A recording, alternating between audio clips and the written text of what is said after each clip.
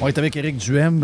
D'abord, Éric, t'es salué, mais je veux te dire que ton candidat, je vais l'appeler le jeune. Le jeune. Il est bon. Il est très bon. Candidat dans Jean Talon. Très bon. Moi, Jesse Robitaille. Je vais le dire, là, je comprends qu'on part de loin dans Jean Talon, là, mais de tous ceux que j'ai entendus, le pire, là, c'est le péquiste. Caquis, fais attention. Ben, ça dépend à quelle date tu parles. Là. Le caquiste qui avait de l'info, qui aurait dû donner la minute qu'il l'a eu, c'est un gars douteux pour moi. Puis ce gars-là amène rien. Ben, vous n'avez pas me dire c'est l'ami de Marchand. Ça ne m'intéresse pas. Je regarde ce qu'il écrit sur Twitter. Tu sais. On s'en va nulle part avec des gars de même. Tu sais, à un moment donné, tu as besoin d'arriver et d'entendre des affaires qui vont... Un peu de divergence, un peu de choses... la diversité, là, c'est pas rien que des patentes de vie sexuelle. Dans les idées aussi, ça naît, ça. C'est important. Puis le kid est bon et il est jeune. Il est jeune. Ouais, c'est une place de vieux. Ouais, mais ce ne sera pas des vieux pour le reste de l'existence. À un moment donné, ce monde-là va mourir puis ils vont être remplacés par des plus jeunes. À un moment donné, il faut laisser la place aux plus jeunes un peu. Exactement. Moi, c'est pour ça que je suis allé chercher. Aux dernières élections, d'ailleurs, on n'avait pas suffisamment de candidats jeunes, je trouve, pour un parti qui était très fort chez les jeunes. C'était très X. C'était très X, notre équipe. Puis c'est pour ça que j'ai voulu utiliser cette élection partielle-là pour présenter quelqu'un jeune, surtout que le campus de l'Université Laval est dans le comté. Surtout que lui, il habite là. Il y a deux cégeps aussi, hein? Il y a deux cégeps, oui, Garneau puis Sainte-Foy. Donc, c'était important d'avoir un candidat jeune. Fait qu'on est le seul parti, d'ailleurs, qui présente un candidat jeune. Et elle n'est pas vieille. La CAQ, c'est pas vieille, non?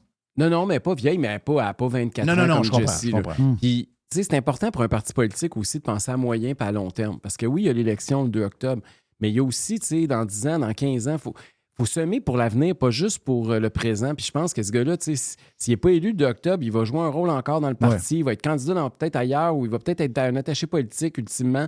C'est important de préparer la relève. Et on en avait eu une dans l'élection qui était dans Soulanges, qui a été très bonne. Je pense qu'elle avait 19 ans. Très, très, très bonne candidate. Une de nos bonnes candidates. T'en avais une ici aussi qui était jeune, là, dans le coin de Saint-Og, contre Geneviève Guilbeault. Oui, était très jeune elle aussi. Fait qu'on a eu quelques-uns, mais pas suffisamment par rapport à l'importance que les jeunes avaient en termes de vote pour le Parti conservateur du Québec. Comment tu vas? Ça va super bien. L'élection partielle bat son plein. Il nous reste 19 dodos. Moi, je compte ça de même. Ouais. Et hier, j'ai l'impression qu'on a monté 2-3 points. OK. À cause du sondage qui est sorti. D'abord, je l'ai trouvé écœurant sur le tramway. Là. Les points qu'il amène, tu vois qu'il connaît son affaire. Puis pour le coin, c'est ça qu'il faut qu'il rappelle au monde. C'est que même si vous êtes pour le tramway, c'est pas le tramway que vous voulez. Non. Il n'y a personne qui veut ce tramway-là avec la patente de béton qui va causer tous les problèmes d'accès à la rue avec les voitures. Puis là, il va falloir que tu fasses un détour par là. Les arbres coupés, les fils qui vont paraître. Excuse-moi, là. Je sais que cette clientèle-là est plus... parce que c'est dans leur coin, puis ils se disent « Ah, ben ça va nous faciliter. » Ouais, mais c'est votre coin de ville, qui est un des plus beaux coins de la ville, oui, qui va être complètement défiguré. Tu sais, la rue René-Lévesque, pas d'arbre, elle va passer de la plus belle rue de la ville à la plus laide. Ça n'a pas de sens. Elle va passer d'une rue qui a un couvert vert à une rue qui a une toile d'araignée de fil électrique. Oui. Ça va être affreux. Ça va être affreux. Ça n'a aucun sens. Le bruit, les dalles de béton qui vont faire que c'est infranchissable, tu ne pourras plus traverser d'un côté à l'autre de la rue, autant pour les piétons, les cyclistes, les automobilistes. Ça va être juste quelques intersections où la dalle va descendre au niveau de la rue. Là. Oui. Ça va être une rue atroce. Affreuse. On va détruire la bonne nouvelle, c'est qu'il n'y en aura ville. pas de tramway, je pense. Ben, ça s'enligne pour ça, parce que regarde, hier, le sondage qui est sorti dans Le Soleil, c'est quoi? 61% des Québécois de la région de Québec sont contre le tramway. La seule place où le tramway est populaire, c'est à Montréal. Et c'est peut-être pour ça que les 4 autres partis appuient le tramway. Oui. Parce que c'est 4 gars de Montréal. Le troisième lien était impopulaire à Montréal. Oui. Ils ont écouté l'intelligentsia montréalaise. Même chose avec le tramway. Et c'est la même chose avec le tramway. C'est spécial, hein? C'est fou. On construit la plus grosse infrastructure de l'histoire de la ville de Québec pour faire plaisir à Montréal. Oui. Contre les gens de Québec. Tu peux-tu me promettre quelque chose, Rick? Quoi? Si un jour tu es premier ministre ou chef de l'opposition... décideur. T'es premier ministre. Dis jamais ce que Marchand a dit. C'était écœurant, hier. Non, c'était écœurant, certain. On va le faire que vous aimiez ça ou non. Ça n'a aucun sens. Autrement dit, moi, je suis pas élu pour vous faire plaisir, je suis élu pour faire à ma tête. Ils braillent qu'ils se font brasser ces réseaux sociaux. Excusez-moi, ils se font pas assez brasser ces réseaux sociaux parce qu'ils sont encore arrogants de même. n'y a pas beaucoup de place dans le monde où les gens disent « Hey, t'as peu, tu vas nous écouter, t'es notre employé, on t'a élu. On n'en veut pas ton affaire. C'est nous autres qui décident, c'est notre argent. » Hey, c'est fou, Red, ce qu'il a dit. Hein? Sérieux, ça, j'en reviens pas. Puis là, il a dit de toute façon... Je te renie ce affaire de même. Ben là, j'espère. Mais c'est décevant, mais c'est pas surprenant. Parce que rappelez-vous que ce gars-là, en campagne électorale, il disait qu'il y aurait 10 modifications au tramway, puis qu'aujourd'hui, il est un fan fini du tramway avec 0 des 10 modifications qu'il nous a promis en élection. Non, ça n'a pas de sens. Je veux dire... Puis, mais moi, je trouve que c'est surprenant pareil. Qu'est-ce qui est surprenant? Ce gars-là, attends un peu, là. Ce gars-là, il quêtait des Saint-Saëns là, pour Centraide. Là. Ce gars-là, c'était un quêteux d'argent. Là. Et chaque dollar avait une importance. Quand tu quêtes de l'argent pour Centraide, tu parles au monde avec un 100$ là, un 50$ là, une patente spaghetti, une réunion là, une affaire, un tournoi de golf, une patente. Chaque dollar a une importance. Là, il est rendu maire. Puis là, l'argent, ça a comme plus d'importance. Jerry, c'est exactement pour ça. Non, mais je peux pas comprendre ce gars-là. Ben oui, tu peux le comprendre. Il ne quête plus ça à coût de 5 cents. Il quête ça à coût de 5 milliards. Fait que c'est pour ça qu'il a perdu le sens de la mesure. Perdu le sens de grandeur. Il n'a plus besoin de... Il est plus redevable à chaque personne qui lui donne 5 cents ou 5 piastres ou 15 piastres. Il y a le gros gouvernement qui a le tunnel comme ça qui rentre avec des milliards qui s'en vont direct dans ses projets. Il a perdu la valeur de l'argent ou quoi? Ouais. Qu'est-ce qui se passe? Ben, il n'a plus besoin de faire plaisir à ceux et celles qui est supposé représenter. Ouais. Alors qu'à Centraide, il n'y avait pas le choix, parce que s'il avait agi à Centraide comme il agit présentement à Ville de Québec, Centraide se serait ramassé avec 0 dans le coffre. Exact, c'est sûr. Ben oui. Bon, fait que c'est pour ça que là, présentement, il peut dire toutes les conneries qu'il veut, puis les milliards continuent à rentrer, puis le gouvernement du Québec va encore signer le gros chèque pour son tramway que personne ne veut.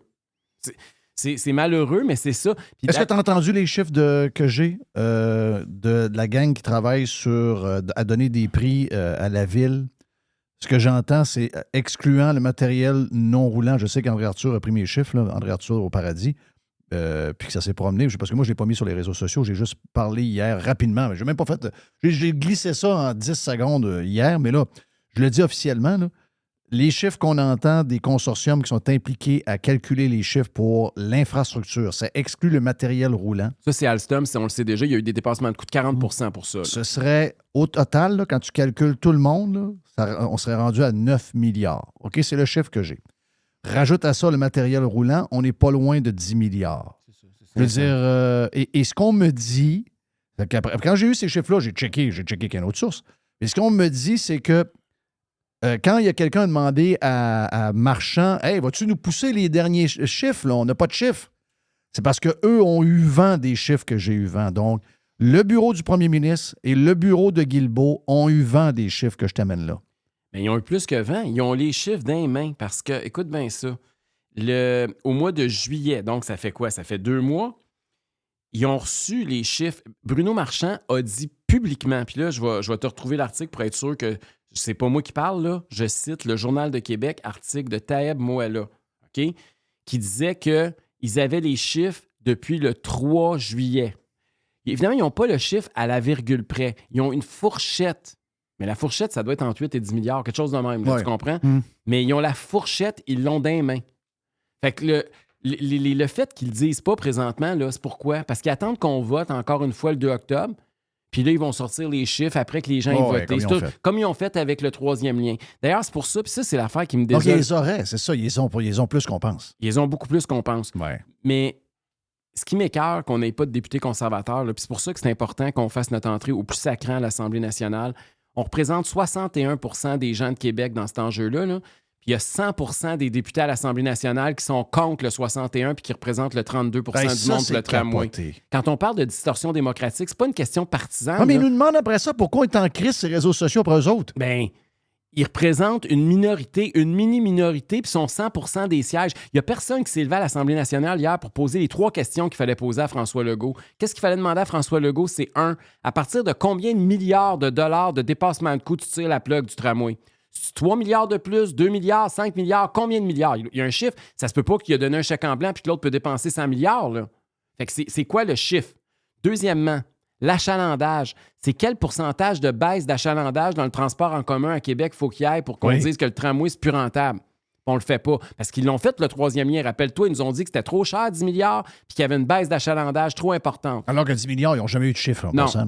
Fait que là, c'est quoi la baisse d'achalandage? La troisième question, en termes d'acceptabilité sociale, c'est quel pourcentage de la population de Québec qu'il faut qu'il s'objecte au tramway pour qu'on dise « là, ça marche plus ».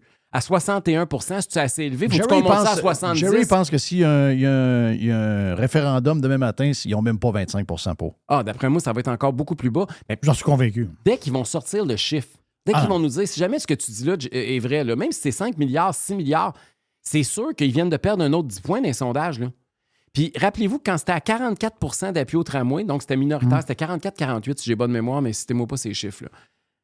Le maire Marchand était sorti pour dire que là, il allait travailler, puis il allait être l'ambassadeur du tramway, puis il allait vendre son projet, puis que là, les chiffres allaient monter, là, ça allait être comme une fusée, son histoire. Depuis ce temps-là, les appuis au tramway ont baissé de 12 Oui, c'est un crash. Oui. Ah oui, puis c'est pas beaucoup. C'est pas des gros. C'est pas les chiffres qu'on entend là. On n'a pas les chiffres. Imagine-toi si c'est les chiffres qu'on a, puis que c'est vraiment gros de même. Ça va qui va tirer la plug? Ce que je comprends, là, c'est que tout le monde essaye de mettre le singe sur les épaules de l'autre. Moi, le feeling que j'ai, là, les échos que j'ai, c'est que c'est le premier qui bougerait, ça serait peut-être la CAQ, mais ils vont entendre effectivement l'élection.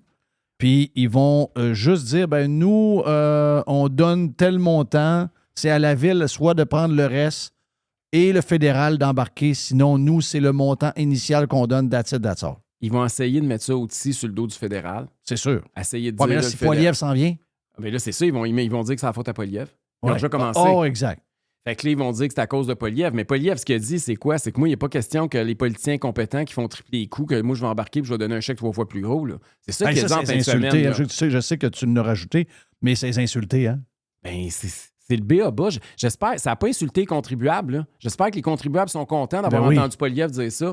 Il leur a dit qu'il n'était pas question qu'ils triplent les coûts. Puis là, ils disent « Ah oui, mais c'est l'inflation. » Attendez une minute, l'inflation. Est-ce que l'inflation était de 300 % Non. Bon, à un moment donné, arrêtez l'inflation. L'inflation, pendant quelques mois, était à 8, puis ils nous disent qu'elle était à 3. C'est vrai, c'est ça, là. C'est pas plus que ça, là. Ça me fait penser aux compagnies là, qui arrêtaient d'offrir des services puis disaient que c'était à cause de la COVID. C'était parce qu'ils essayaient de couper des coûts puis ils trouvaient des façons de mettre ça sur le dos de la COVID. Tout le monde fait ça. Ils font la même affaire, eux autres, là. Ah oui. C'est à faute de l'inflation. Les coûts ont triplé, c'est à faute de l'inflation. Exact. Ah oui, c'est vrai. Écoute, mais c'est parce que l'inflation, c'était 8 c'est pas 400 De quoi tu parles, toi?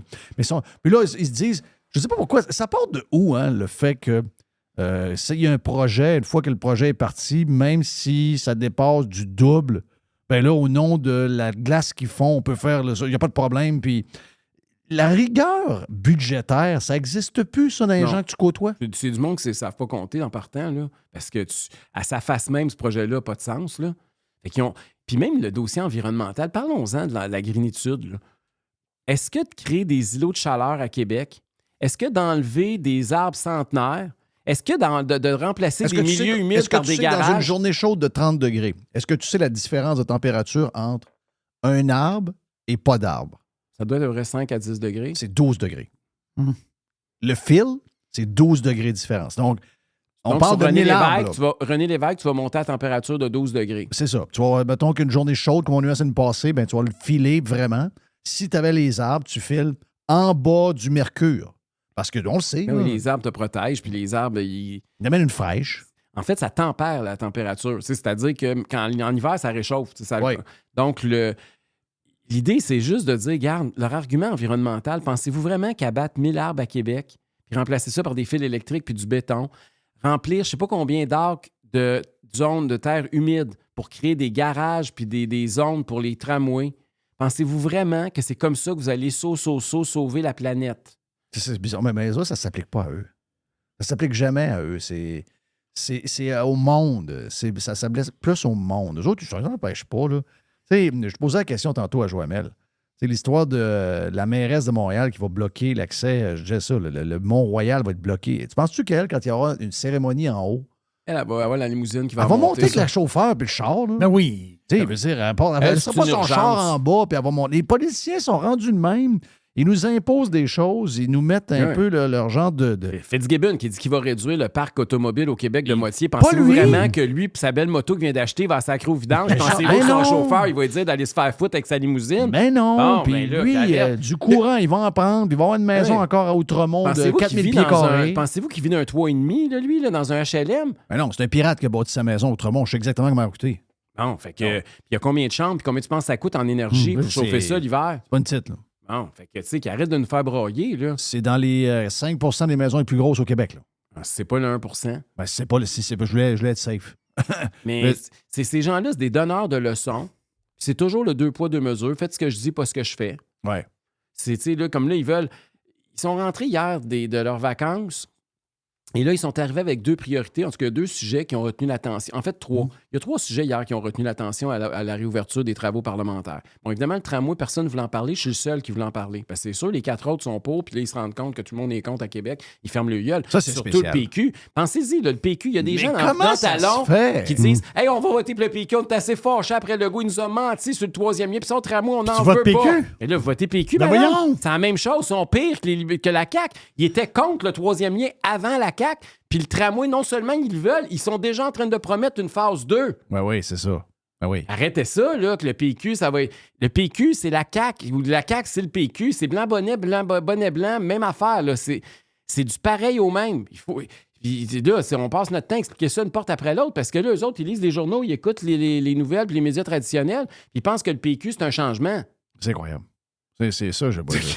Puis, un peu, là, t'es pas dans une des places les moins éduquées du non, Québec. Non, c'est le comté là. le plus scolarisé au Québec.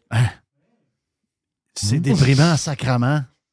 Tabarnache. T'es obligé d'aller les éduquer dans le cadre de porte. Ils sont pas capables de le voir par eux-mêmes. Moi, je capote. Voyons. L'option, c'est le PQ. Ouais, mais c'est la même affaire. Ils ont voulu se distancer un peu hier avec la patente des... Hier, c'est une des affaires sur 3 que j'ai retenues hier de l'ouverture des travaux. D'abord, il y a eu la chicane là, pour savoir là, qui a acheté de la publicité sur Facebook pendant l'élection partielle. Toi, dans Jean Talon. Rien à foutre. Non, mais ça se garochait de la boîte à tour de bras. Même nous autres, ils nous ont associés à ça. C'était même pas vrai. Il y a une fake news qui est sortie des médias traditionnels. Oui, ils l'ont enlevé. Oui, ils l'ont enlevé, mais c'est pas grave, elle a circulé et elle a été imprimée. Là. Mais c'était faux. On n'a jamais été contre. On n'a jamais été pour le boycott de Facebook, puis pour le projet de loi de Justin Trudeau, C-18. Là, on est le seul parti contre. Oui. Et nous autres, on a été cohérents, on met de l'argent, puis on n'a jamais dit qu'il fallait pas en mettre. Là. Fait que ça, en tout cas, ça a été la grosse... Hier, c'était leur grosse engueulade. Ils sont là-dessus à côté. Le gars, le genre de... Puis c'est drôle parce que, tu sais, le premier ministre, il est là, puis là, j'exige que tel parti enlève sa pub sur Facebook. Oui, puis sinon, moi aussi, je vais en faire de la pub sur Facebook. Ben oui. Mais c'est où tes principes? Ben oui. Finalement, ça ne tient pas grand-chose, son boycott. Je pense pas que ça fait une grosse différence non plus pour Facebook. J'ai regardé les derniers chiffres chiffres de Facebook sur l'achalandage depuis le boycott. Ça a sorti la semaine passée. On n'a pas de changement. On n'a pas d'impact, ben. Non.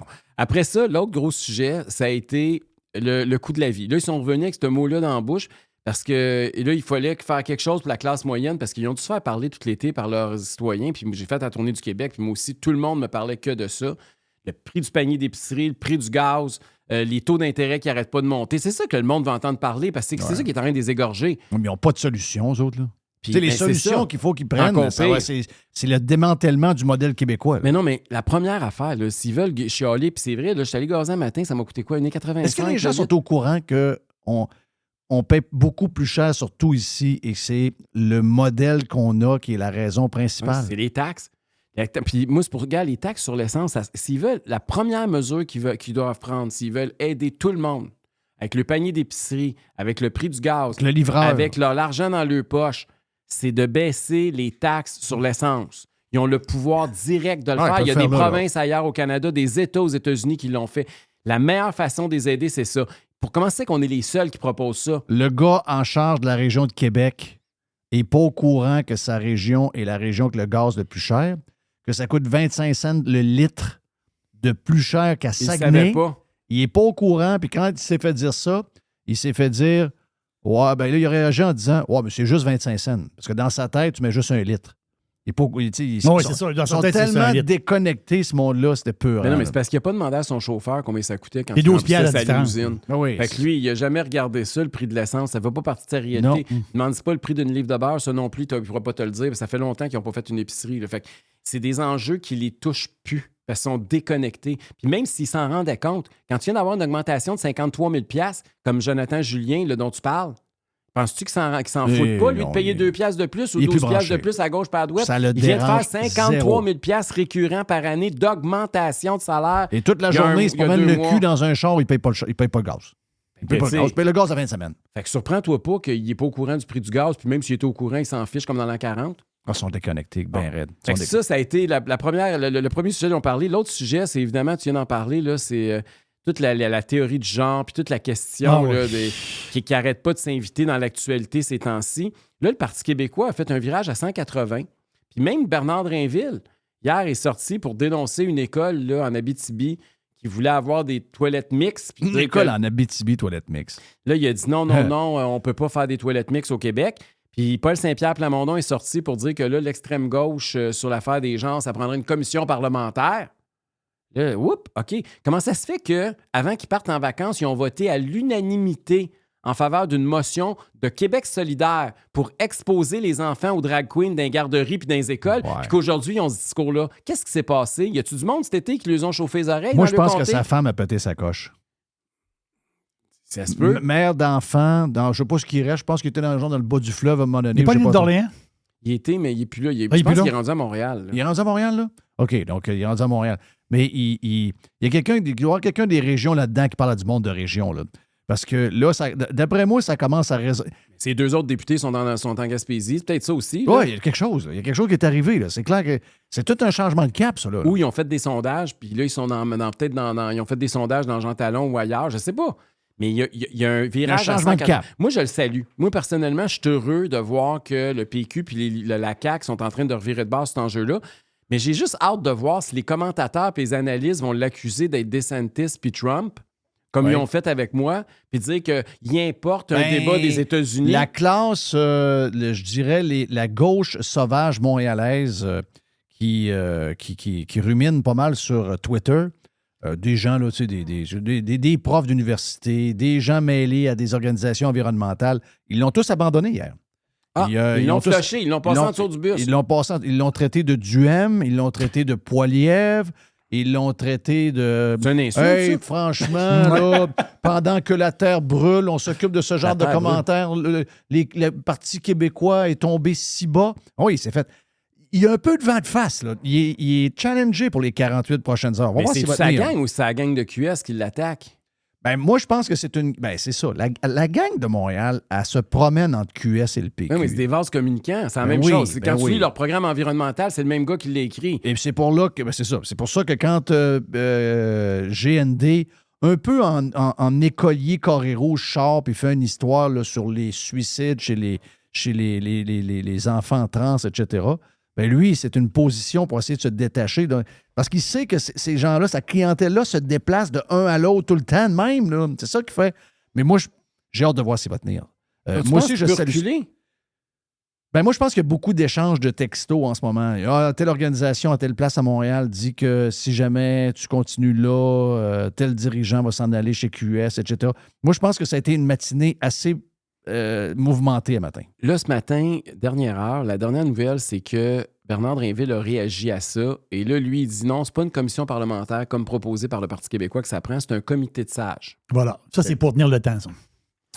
On peut voir ça de même, mais ça, moi... c'est ça, c'est quelque chose pour rien faire. J'ai hâte de voir de qui on parle quand on parle de sages. Est-ce qu'on parle d'activistes de la gauche radicale montréalaise? Voilà. Quelle sorte de comité ça va être? C'est des profs du camp. Parce que si c'est ça, c'est pas un comité de sages. Là. Mais non. Il faut que tu sois sur le comité. Faut que ça soit balancé. Faut que tu sois sur le comité. Ben, soit moi ou Michel Blanc. Est-ce que Michel Blanc, ils vont la mettre sur le comité? Non, jamais. C'est la transgenre la plus connue au Québec. Oui, c'est Russell Aurore Bouchard. Russell Aurore Bouchard au Saguenay, qui est très connue aussi. Ouais. Est-ce qu'elle aussi, elle va être sur le comité? Je pense pas. Mais non, parce que ça, c'est du monde plus, entre guillemets, conservateur. Fait que c'est un comité idéologique, c'est bon rien. Ils vont faire exactement ce qu'on dénonce. Puis la raison d'être du comité va être évacuée. Fait que puis même... Moi, là, j'ai l'impression que c'est les parents qui doivent décider. La base là, de ce qu'on pense en tant que conservateur, je parle pas au niveau politique, je parle au niveau philosophique, c'est que les valeurs morales, c'est pas à l'école à inculquer ça à vos enfants. C'est vous, comme parents, qui décidez à quel âge puis qu'est-ce que vous leur dites. C'est pas... L'école n'est pas là pour faire la morale puis nous imposer des valeurs morales. J'aime ce point-là. C'est le prof Caron hier qui nous a dit la même chose. On est dans la même eau que la loi, c'est quoi? C'est la loi 21? C'est quoi, patente, la loi? Le voile? Le voile. 21, la loi 21. Donc, qui empêche les signes religieux, toutes ces affaires-là. Là. On est dans la religion. Là. On a sorti la religion des écoles parce qu'on disait que c'était pas le rôle des écoles de promouvoir des valeurs morales et religieuses.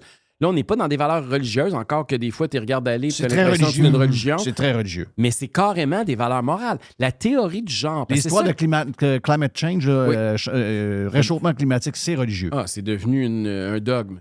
Mais l'histoire de la théorie du genre, c'est une théorie. La théorie du genre, c'est de... Puis le wokisme, à la base, c'est ça. Le wokisme, c'est quoi? Parce que les gens me posent souvent la question. Il y a 20 ans, le Jeff, 15 ans, 10 ans, on se fait toujours demander c'est quoi la différence entre la gauche et la droite. Aujourd'hui, les gens sont, entre guillemets, sur cet enjeu-là, plus éduqués parce qu'on est sorti du débat constitutionnel. Puis aujourd'hui, les gens comprennent la différence entre la gauche et la droite.